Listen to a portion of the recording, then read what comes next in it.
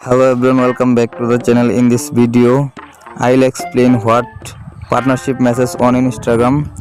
You can see this is the problem, how to fix it. Okay, let's get started.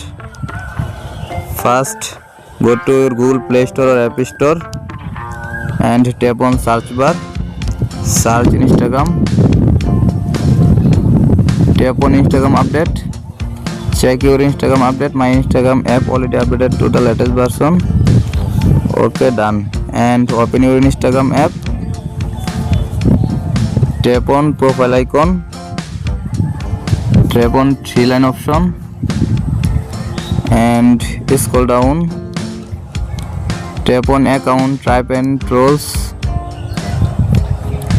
scroll down and tap on account type, then tap on switch account type and tap on switch to personal account. And I hope your problem has been solved successful.